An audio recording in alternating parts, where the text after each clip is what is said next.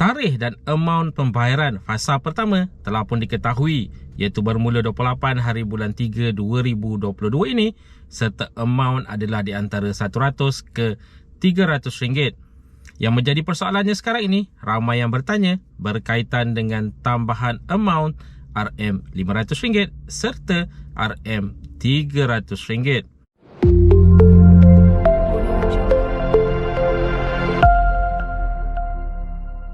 Assalamualaikum, salam sejahtera. Jumpa lagi di channel Hairwan AB. Okay guys, kepada mereka yang belum lagi subscribe ke channel ini, jangan lupa tekan pada butang subscribe, tekan juga pada butang loceng. Thank you guys. Sebelum kita memulakan topik video kita pada kali ini, Amin nak ingatkan esok pemenang-pemenang grand giveaway bagi channel terbaru admin iaitu Kembara HAB akan diumumkan 24 hari bulan 3 2022.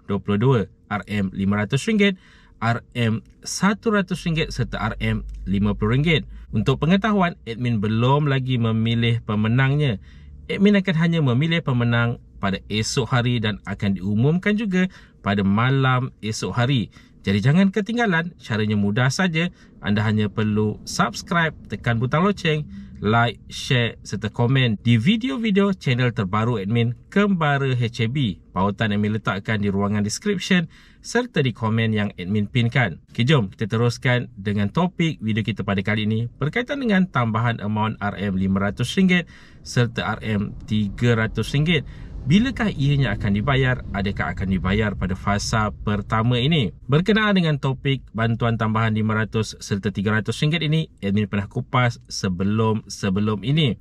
Tapi tak apa, admin nak ingatkan sekali lagi, RM500 ini hanya akan diperolehi oleh ibu atau bapa tunggal yang mempunyai tanggungan yang terkategori dalam kategori isi rumah, mempunyai satu orang anak ataupun lebih. Mereka ini akan menerima tambahan RM500.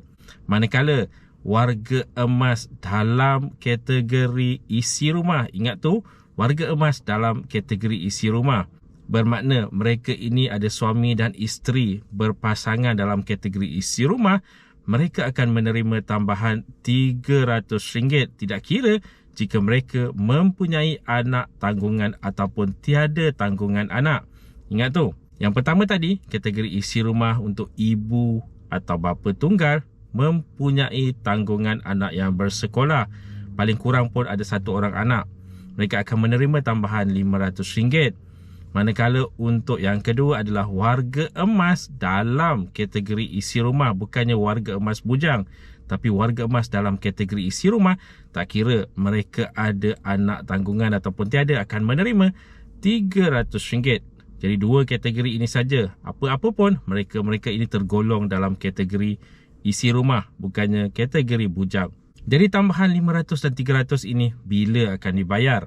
Untuk pengetahuan semua, pembayaran bagi RM500 dan RM300 ini tidak akan dibuat serentak dalam fasa-fasa pembayaran untuk BKM 2022. Jika anda masih ingat lagi, sebelum ini sewaktu pembayaran BPR 2021 ada juga bantuan tambahan untuk BPR 2021 dan pembayarannya adalah asing daripada pembayaran asal fasa, di mana ada fasa tambahan diperkenalkan untuk pembayaran BPR 2021 bagi amaun tambahan tersebut.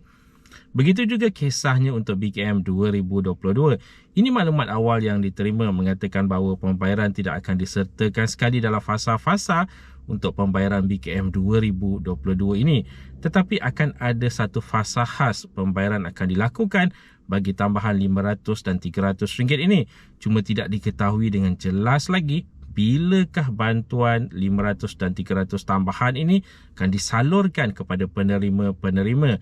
Yang pasti, ianya bukan dalam fasa pertama ini.